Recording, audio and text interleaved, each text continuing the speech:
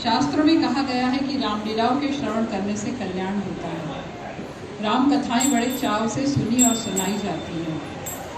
आज रामनवमी के उपलक्ष्य में आप सभी भक्तों के समक्ष एक लघु नाटिका प्रस्तुत करने जा रहे हैं जो महाराज कुलशेखर अलवर की लीलाओं पर आधारित है।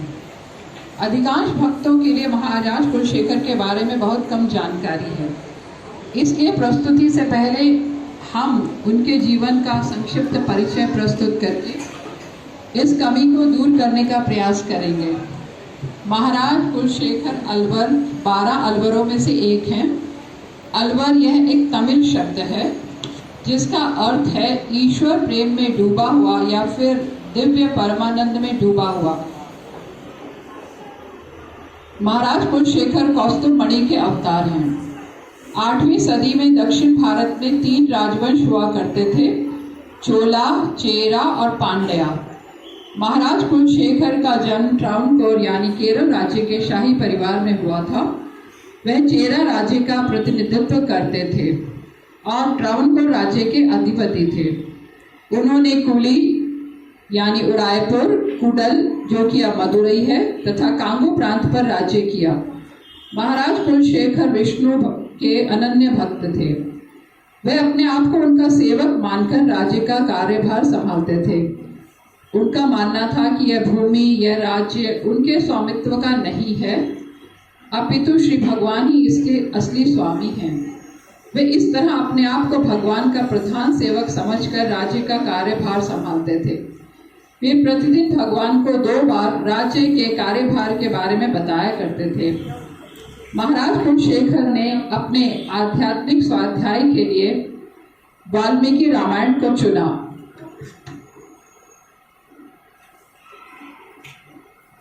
उनके गुरु प्रतिदिन उन्हें रामायण सुनाया करते थे। महाराज कुलशेखर की आध्यात्मिक चेतना इतनी गहरी और शुद्ध थी कि वह श्री रामचंद्र जी की लीलाओं को जिया और आत्मसात किया करते थे।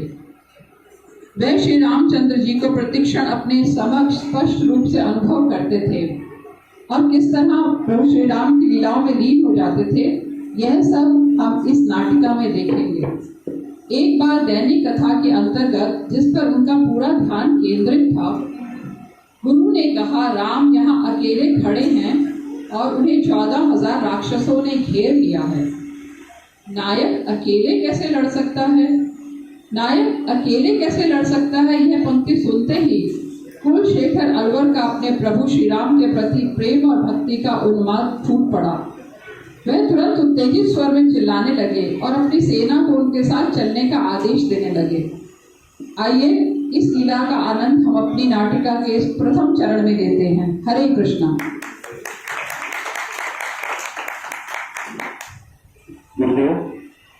पहले गुलाबाओं का पाठ शुरू कीजिए।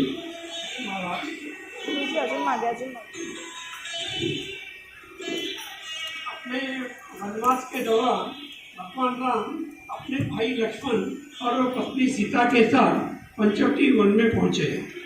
पंचवटी वन में प्रवास के समय भगवान राम, लक्ष्मण तथा भगवती सीता ने एक सुंदर कुटिया का निर्माण किया।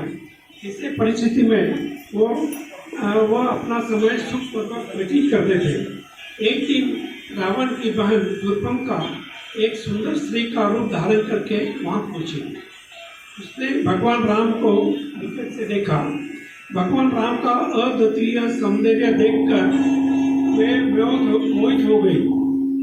उसने भगवान राम के समक्ष अपना प्रणय निवेदन किया। भगवान राम ने अपने एक पत्नी व्रत के बारे में बताया और लक्ष्मण के समक्ष प्रणय निवेदन वर्णन करने का प्रस्ताव रखा। श्री लक्ष्मण ने भी राम का सेवक बताकर उसका प्रणय प्रस्ताव अस्वीकार किया। उस पर राक्षसी माता सीता को कारण मानकर माता सीता पर आक्रमण करने दौड़ी। यह देखकर भगवान राम के संकेत पर लक्ष्मण ने सुरक्षा के नाक और कान काट दिए। तुर्पंका क्रोधित होकर वहां से चली गई, लेकिन प्रतिशोध की भावना से वह अपने सौतेले भाई खर और दूषण के पास गई। उसने पंचवटी के पंचवटी घटना का अपने भाइयों को सविस्तर में बताया। खर और दुष्यंत ने अपने समस्त 14,000 दैत्य के साथ भगवान राम पर आक्रमण करने की ठान ली। एक दिन भाई लक्ष्मण पर माता सीता का रक्षा का दायित्व सौंपकर सेवन सामग्री जमा करने स्वयं अकेले जंगल में गए।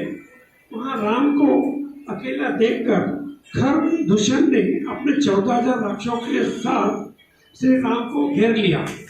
अब भगवान राम अकेले 14,000 राक्षसों का सामना कैसे करेंगे, ये प्रश्न है। 14,000 राक्षस जी महाराज। प्रभु राम अकेले। जी महाराज। प्रभु रामचंद्र संकट में है। सेनापति सैनिक तुरंत तैयार हो जाइए, हमें जाना है प्रभु राम के सहायता के लिए। शीघ्र।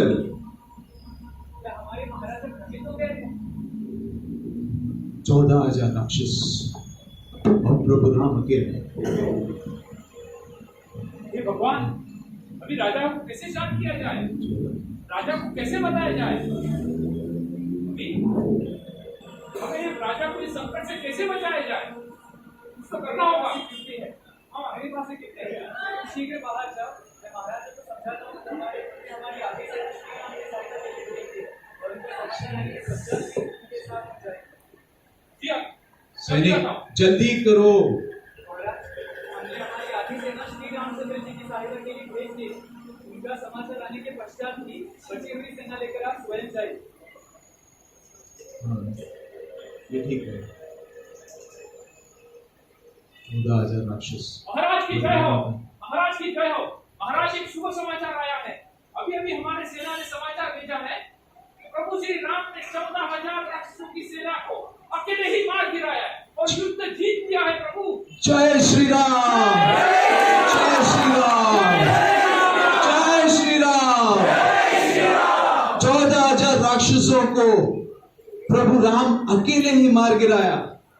बहुत आनंद हुआ ये सुनकर, बहुत आनंद हुआ। जय श्री राम, जय श्री राम।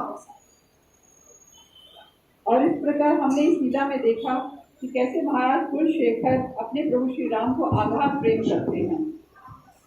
आइए अब आगे बढ़ते हैं।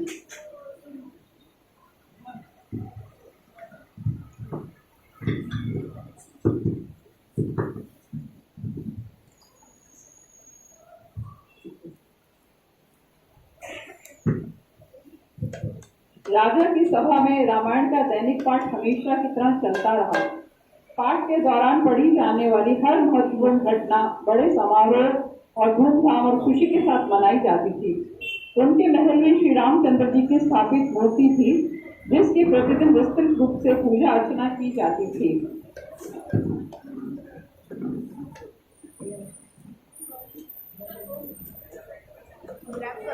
अक्षय विग्रह को बड़े हर्ष उल्लास के साथ शहर की सड़कों पर शोभा यात्रा के रूप में ले जाया जाता था। राजा के विचित्र स्वभाव और उनकी भगवान के प्रति गहरी आस्था और प्रेम के कारण उनके मंत्रिमंडल ने गुरु को रामायण पाठ के समय सावधानी बरतने को कहा।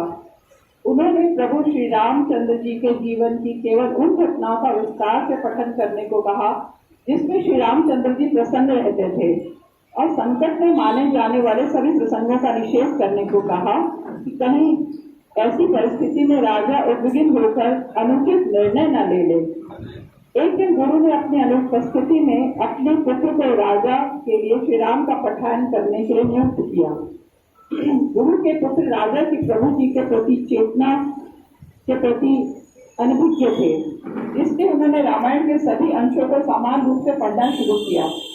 जब गुरु पुत्र ने दुष्ट रावण द्वारा सीता के हरण की घटना सुनानी प्रारंभ की, महाराज कुलशेखर की क्या प्रतिक्रिया हुई, यह देखने के लिए हम देखते हैं नाटिका का दूसरा चरण। हरे कृष्ण।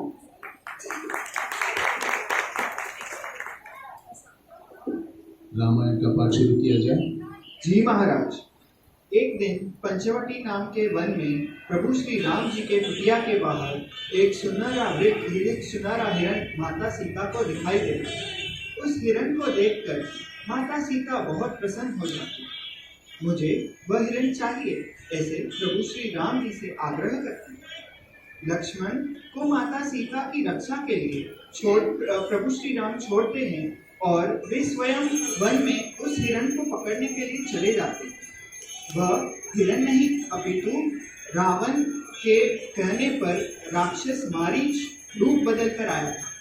मारीच प्रभु श्री राम जी के आवाज में लक्ष्मण लक्ष्मण ऐसे पुकारता है। यह आवाज माता सीता को सुनाई देती है और लक्ष्मण से कहती है कि आप भाई इसके संकट में हैं, भाई संकट में हैं, आप उनकी रक्षा हेतु जंगल में जाइए। लक्ष्मण जी कुटिया के बाहर एक रेखा खींचते हैं और माता सीता से विनती करते हैं कि वे उनके लौटने तक ये सीमा वो पार ना करें। यह कहकर लक्ष्मण जी वन के तरफ चले जाते हैं प्रभु श्री राम जी के सहायता के लिए। यहाँ माता सीता को अकेला देखकर दुष्ट रावण एक ऋषि का वेश धारण करता है और भिक्षा मांगने के लिए कुटिया के बाहर आ जाता है। माँ सीता कुटिया के बाहर भिक्षा प्रदान करने के लिए उस रेखा को पार करती है। अत्यंत बलशाली रावण अपना पूरा बल का इस्तेमाल करके माता सीता को खींचता है। माता सीता अपने पूरे बल से उसका विरोध करती है परंतु असफल रहती है। प्रभु श्री राम जी और लक्ष्मण की उपस्थिति न होने पर राक्षस रावण अत्यंत सुलभता से माँ सीता को अपने साथ लंका की ओर लेके जाता है। माता सीता अत्यंत दुखी हो जाती है और रोने लगती है। क्या सीता माता का अपहरण कर दिया रावण ने? सेनापति सैनिकों तैयार हो जाओ, हमें लंका चलना है, हमें सीता माता को बचाना है रावण से। चलो शीघ्र शीघ्र। मैं आपको कैसे समझाऊं? मुझे समझाने की कोई जरूरत नहीं है, अपने आज्ञा का पालन करो जल्दी। किंतु महाराज, रावण तो माँ सीता को लंका ले गया है और लंका तो समुद्र के उस पार, अर्थात यहाँ से बहुत दूर है। लंका कहीं भी क्यों ना हो, लंका समुद्र के उस पार क्यों ना हो, वैष्णव हमारे भक्त होने, भगवान के भक्त होने के कारण हमें भक्ति में हर कोई सीमा को पार करना है। शीघ्र ही चले। जय श्री राम, जय श्री राम, जय श्री राम। राजा आध्यात्मिक उत्साह में गरजने लगे, जय श्री राम। वे उठे और उन्होंने स्वयं को शस्त्रबंद किया और समुद्र के किनारे की ओर बढ़ गए। लंका की ओर देखा और शीघ्रता से होने वाले गंभीर परिणाम के बारे में बिना कुछ सोचे समझे पानी में कूद गए।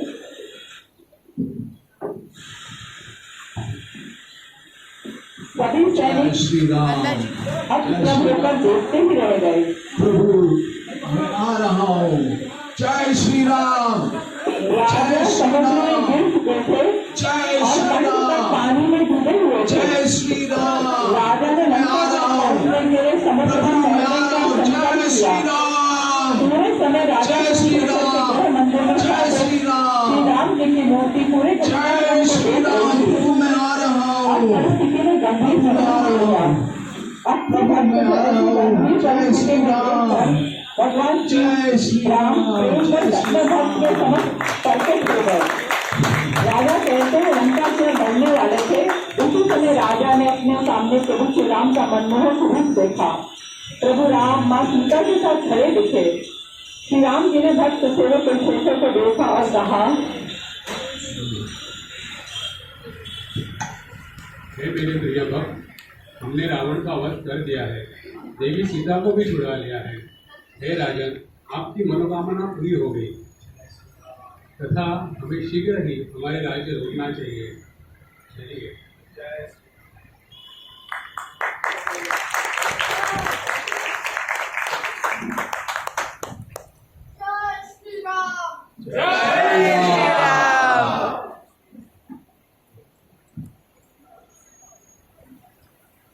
हरे कृष्णा। आशा है आप सभी भक्त वृंद इस आनंद ले रहे होंगे। आइए अगले चरण की ओर बढ़ते हैं।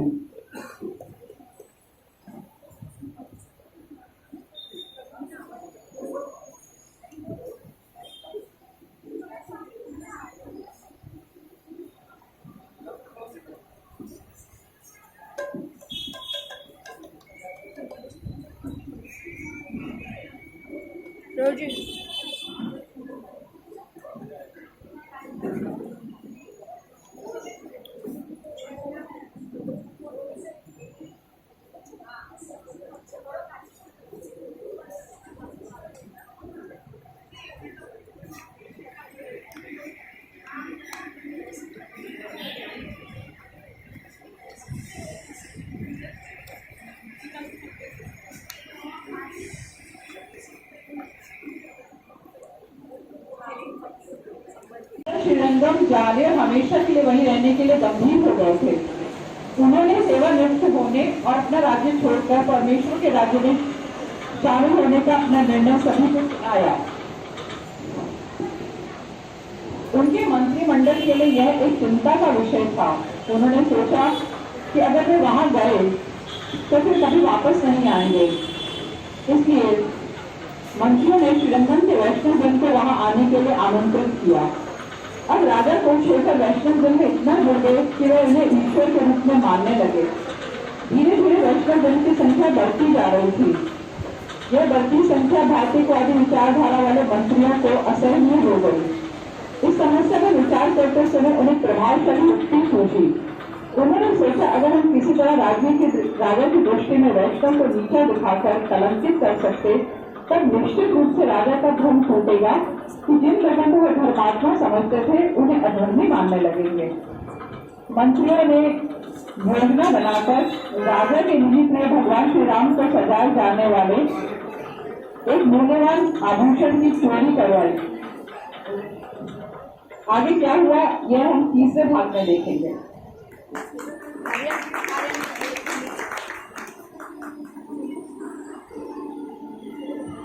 महाराज की जय हो, महाराज की जय हो।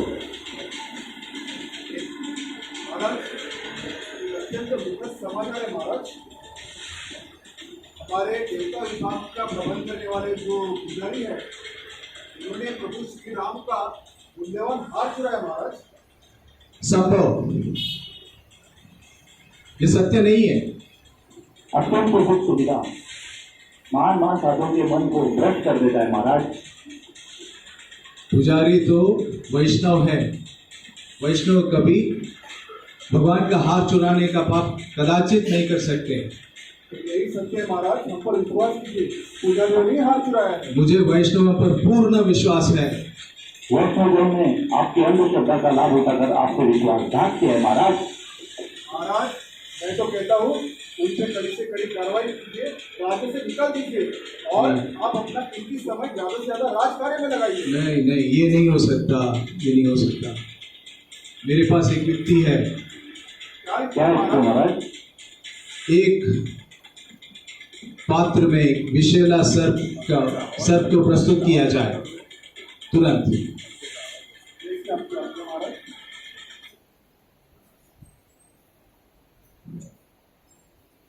महाराज आप क्या करने जा रहे हैं महाराज? इसमें एक विषैला सर्प है और यदि वे व्यक्ति अपने मन वचन और कर्म से शुद्ध है तो ये सर्प मुझे नहीं डसेगा, परंतु अगर वो पापी है तो ये सर्प मुझे डस लेगा और मुझे मार डालेगा। ओके महाराज। हे रघुनंदन, ये कैसा अशुभ घड़ी है। मुझे वैष्णवों के प्रति तनिक भी शंका नहीं है। हे जनार्दन, मुझे अपने आपके भक्तों पर पूरा ही विश्वास है, परंतु मुझे ये साबित करना है कि ये लोग जो बोल रहे हैं वो सच नहीं है। जय श्री राम, जय श्री राम, जय श्री राम।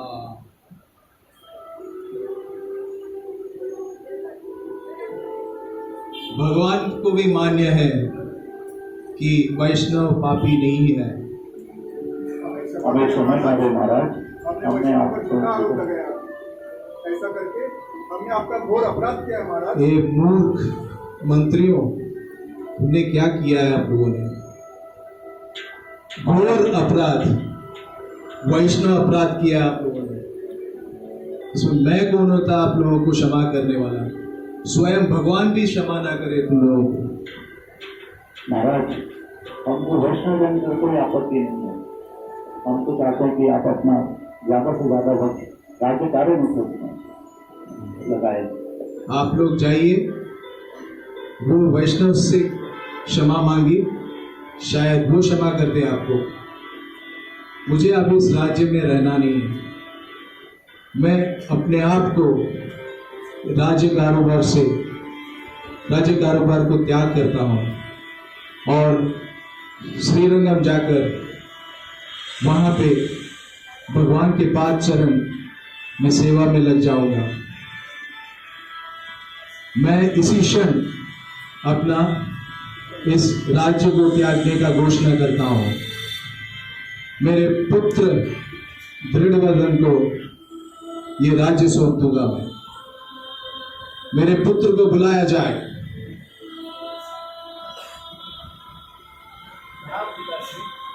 प्रणाम। पुत्र, इस राज्य का कार्यभार भी तुम्हें संभालना है। आइए इस सिंहासन पर विराजमान होइए।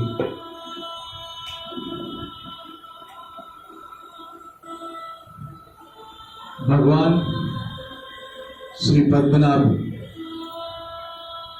के नेतृत्व, आप उनके सेवक हो और उसी तरीके से इस राज्य का कार्यभार को संभालना।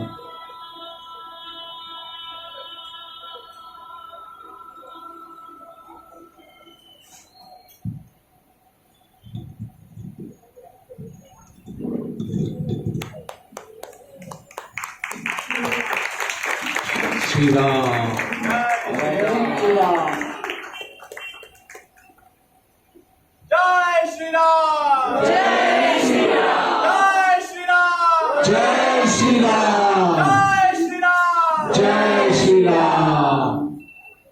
रुकिए पिताश्री, रुकिए। मैं भी आप यहाँ नहीं रहना चाहती पिताश्री। मैं भी अपना जीवन श्रीरंगम में प्रभु रंगनाथ की सेवा में बिताना चाहती हूँ। मैं भी आपके साथ चलूंगी पिताश्री। जैसे आपकी इच्छा। महाराज, हमने आपके साथ आने का है महाराज। जैसे आप लोगों की इच्छा। अब राजा कुलशेखर ने राज्य छोड़ने का निर्णय लिया। उन्होंने अपने पुत्र को सिंहासन पर बिठाया, फिर अपनी बेटी के साथ श्रीरंगम चले गए। जय श्री राम। पहुंचने पर उन्होंने अपनी बेटी का विवाह स्वयं भगवान रंगनाथ जी से कर दिया। जय श्री राम। और कई वर्षों तक भगवान उनके भक्तों की सेवा में लगे जय रहे। श्री राम। वहीं उन्होंने जय श्री राम। स्तोत्र की रचना की जो हमारे जय श्री को राम। अत्यंत प्रिय है। जय श्री राम। जय श्री राम।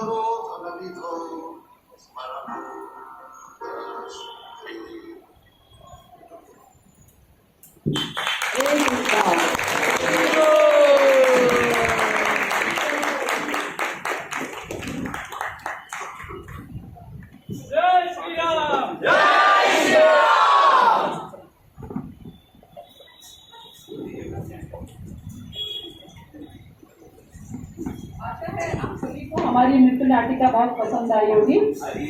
हरि बोल।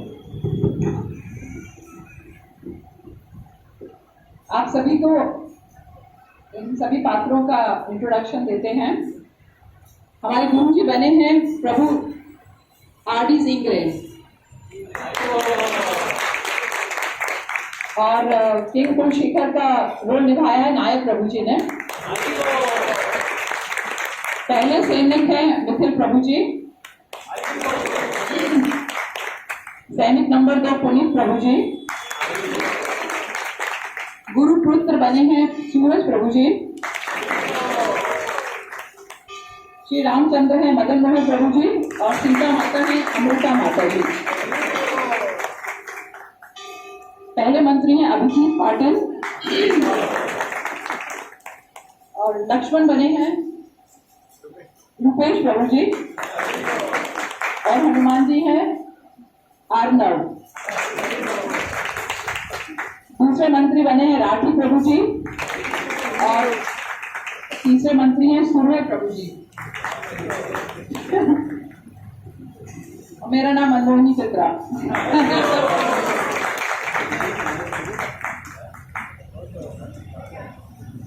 प्रजा में है आर्या और योषा माता जी और अनिता।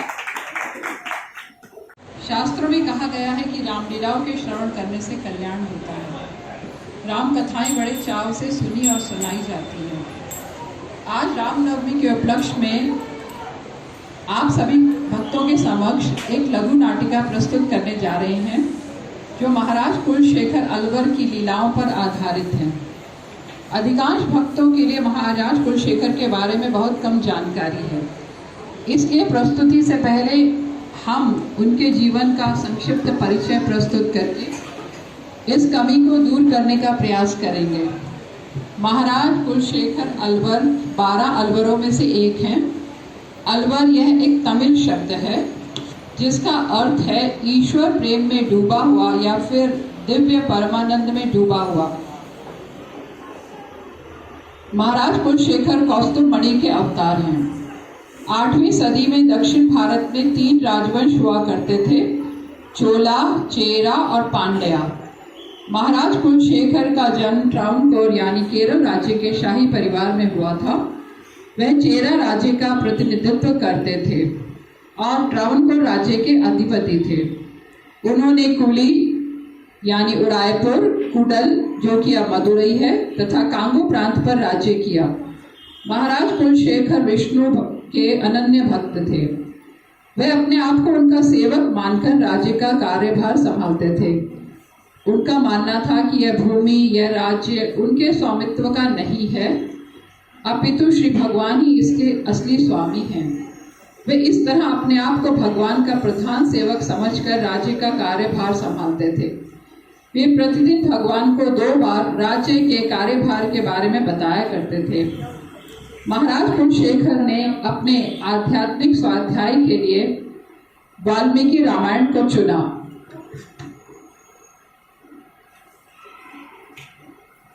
उनके गुरु प्रतिदिन उन्हें रामायण सुनाया करते थे। महाराज कुलशेखर की आध्यात्मिक चेतना इतनी गहरी और शुद्ध थी कि वह श्री रामचंद्र जी की लीलाओं को जिया और आत्मसात किया करते थे। वह श्री रामचंद्र जी को प्रतिक्षण अपने समक्ष स्पष्ट रूप से अनुभव करते थे और किस तरह प्रभु श्री राम की लीलाओं में लीन हो जाते थे, यह सब हम इस नाटिका में देखेंगे। एक बार दैनिक कथा के अंतर्गत जिस पर उनका पूरा ध्यान केंद्रित था, गुरु ने कहा, राम यहाँ अकेले खड़े हैं और उन्हें 14,000 राक्षसों ने घेर लिया है। नायक अकेले कैसे लड़ सकता है? नायक अकेले कैसे लड़ सकता है? यह पंक्ति सुनते ही कुलशेखर अलवर का अपने प्रभु श्री राम के प्रति प्रेम और भक्ति का उन्माद फूट पड़ा।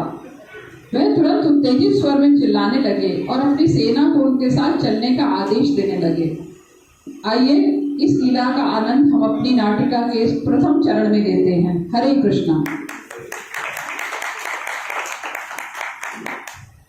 गुरुदेव, दैनिक रामायण का पाठ शुरू कीजिए।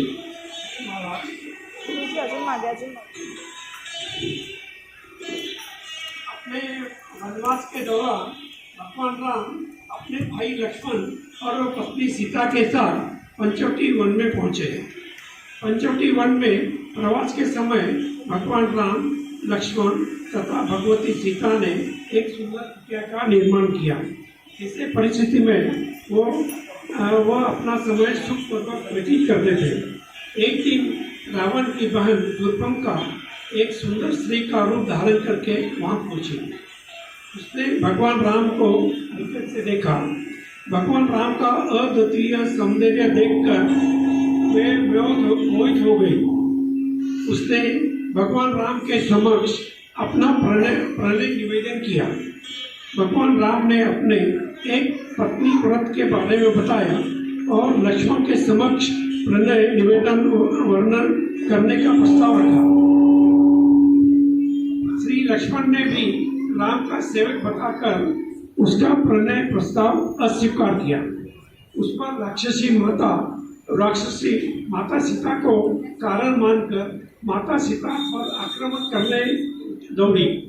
यह देखकर भगवान राम के संकेत पर लक्ष्मण ने शूर्पणखा के नाक और कान काट दिए।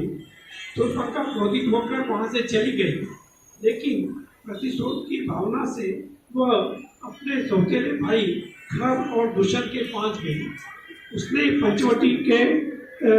पंचवटी घटना का अपने भाइयों को सविस्तर में बताया। खर और दूषण ने अपने समस्त 14,000 दैत्य के साथ भगवान राम पर आक्रमण करने की ठान ली। एक दिन भाई लक्ष्मण पर माता सीता का रक्षा का दायित्व सौंपकर सेवन सामग्री जमा करने स्वयं अकेले जंगल में गए। वहां राम को अकेला देखकर खर दूषण ने अपने 14,000 राक्षसों के साथ श्री राम को घेर लिया। अब भगवान राम अकेले 14,000 राक्षसों का सामना कैसे करेंगे, ये प्रश्न है। 14,000 राक्षस जी महाराज। प्रभु राम अकेले? जी महाराज। प्रभु रामचंद्र संकट में है। सेनापति, सैनिक, तुरंत तैयार हो जाइए। हमें जाना है प्रभु राम के सहायता के लिए। शीघ्र।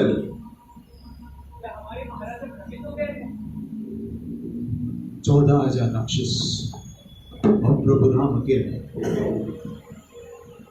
हे भगवान, अभी राजा को कैसे शांत किया जाए? राजा को कैसे बताया जाए? हमें राजा को इस संकट से कैसे बचाया जाए? कुछ तो करना होगा। हाँ, मेरे पास कितने हैं? शीघ्र बाहर जाओ। मैं महाराज को समझाता हूँ हमारी आगे से और उनका रक्षा के साथ सैनिक, जल्दी करो। हमने हमारी आधी सेना श्री रामचंद्र जी की सहायता के लिए भेज दी। उनका समाचार आने के पश्चात ही बची हुई सेना लेकर आप स्वयं जाइए। ये ठीक है। 14,000 राक्षस। महाराज की जय हो, महाराज की जय हो। महाराज, एक शुभ समाचार आया है। अभी अभी हमारे सेना ने समाचार भेजा है कि प्रभु श्री राम ने 14,000 राक्षसों की सेना को अकेले ही मार गिराया है और युद्ध जीत लिया है। प्रभु जय श्री राम, जय श्री राम, जय श्री राम। 14,000 राक्षसों को प्रभु राम अकेले ही मार गिराया। बहुत आनंद हुआ ये सुनकर, बहुत आनंद हुआ। जय श्री राम, जय श्री राम।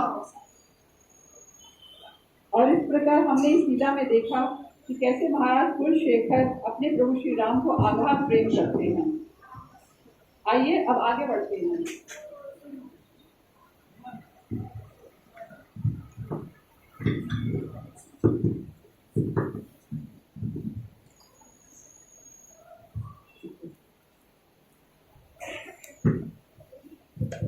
राजा की सभा में रामायण का दैनिक पाठ हमेशा की तरह चलता रहा। पाठ के दौरान पढ़ी जाने वाली हर महत्वपूर्ण घटना बड़े समारोह और धूमधाम और खुशी के साथ मनाई जाती थी। उनके महल में श्री रामचंद्र जी की स्थापित मूर्ति थी, जिसकी प्रतिदिन विस्तृत रूप से पूजा अर्चना की जाती थी।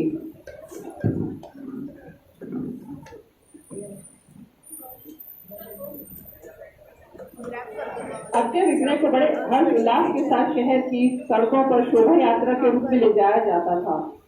राजा के विचित्र स्वभाव और उनकी भगवान के प्रति गहरी आस्था और प्रेम के कारण उनके मंत्रिमंडल ने गुरु को रामायण पाठ के समय सावधानी बरतने को कहा। उन्होंने प्रभु श्री रामचंद्र जी के जीवन की केवल उन घटनाओं का विस्तार से पठन करने को कहा जिसमें श्री रामचंद्र जी प्रसन्न रहते थे, और संकट में माने जाने वाले सभी प्रसंगों का निषेध करने को कहा कि कहीं ऐसी परिस्थिति में राजा उद्विग्न होकर अनुचित निर्णय न ले ले। एक दिन गुरु ने अपनी अनुपस्थिति में अपने पुत्र को राजा के लिए श्री राम का पठन करने के लिए नियुक्त किया।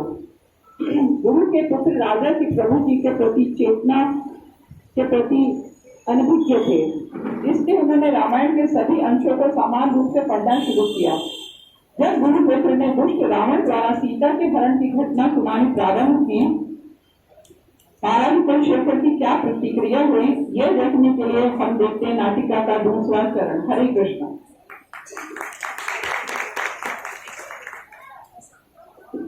रामायण का पाठ शुरू किया जाए। जी महाराज। एक दिन पंचवटी नाम के वन में प्रभु श्री राम जी के कुटिया के बाहर एक सुनहरा हिरण माता सीता को दिखाई देता। उस हिरण को देखकर माता सीता बहुत प्रसन्न हो जाती। मुझे वह हिरण चाहिए, ऐसे प्रभु श्री राम जी से आग्रह करती। लक्ष्मण को माता सीता की रक्षा के लिए प्रभु श्री राम छोड़ते हैं और वे स्वयं वन में उस हिरण को पकड़ने के लिए चले जाते हैं। वह हिरण नहीं अपितु रावण के कहने पर राक्षस मारीच रूप बदल कर आया था। मारीच प्रभु श्री राम जी के आवाज में लक्ष्मण लक्ष्मण ऐसे पुकारता है। यह आवाज माता सीता को सुनाई देती है और लक्ष्मण से कहती है कि आप भाई इसके संकट में हैं, भाई संकट में हैं, आप उनकी रक्षा हेतु जंगल में जाइए। लक्ष्मण जी कुटिया के बाहर एक रेखा खींचते हैं और माता सीता से विनती करते हैं कि वे उनके लौटने तक ये सीमा वो पार ना करें। यह कहकर लक्ष्मण जी वन के तरफ चले जाते हैं प्रभु श्री राम जी के सहायता के लिए। यहाँ माता सीता को अकेला देखकर दुष्ट रावण एक ऋषि का वेश धारण करता है और भिक्षा मांगने के लिए कुटिया के बाहर आ जाता है।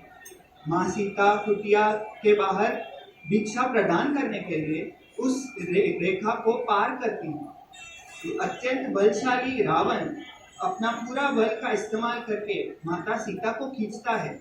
माता सीता अपने पूरे बल से उसका विरोध करती है परंतु असफल रहती है।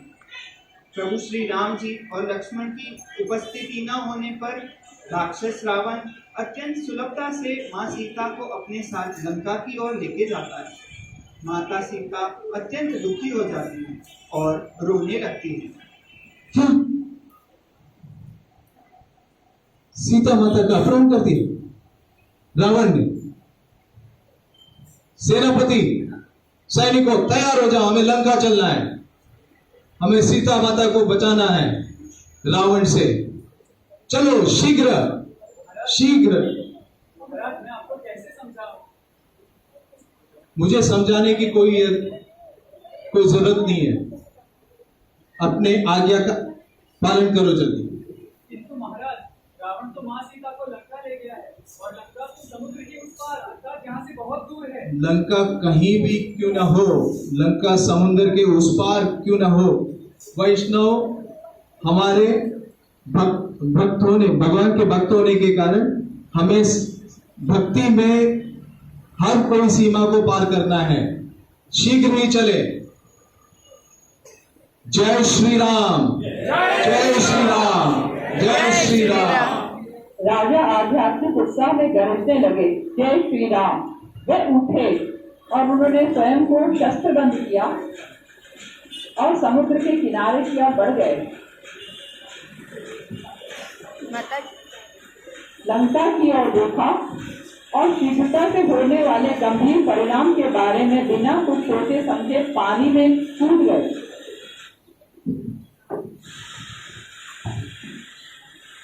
सभी सैनिक श्री राम अब प्रभु पर देखते ही रह गए। प्रभु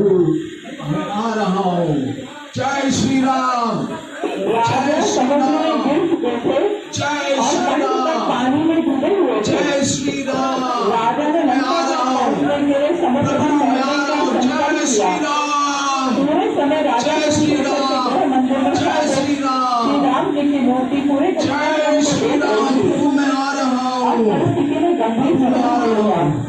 अपने भक्त मैं आ रहा हूँ। गंभीर जय परिस्थिति श्री में राम, देखकर भगवान जय श्री राम राम, प्रेम जय से श्री अपने भक्त के समक्ष प्रकट हो गए। राजा कहते हैं लंका से बढ़ने वाले थे।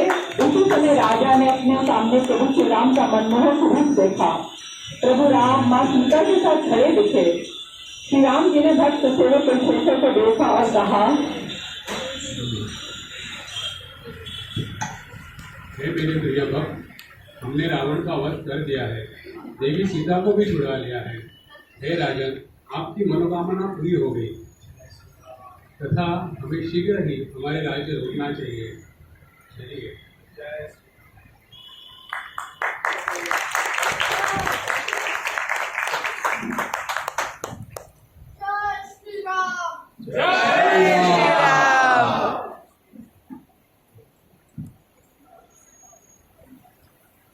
हरे कृष्णा। आशा है आप सभी भक्तवृंद इस नाटिका का भरपूर आनंद ले रहे होंगे। आइए अगले चरण की ओर बढ़ते हैं।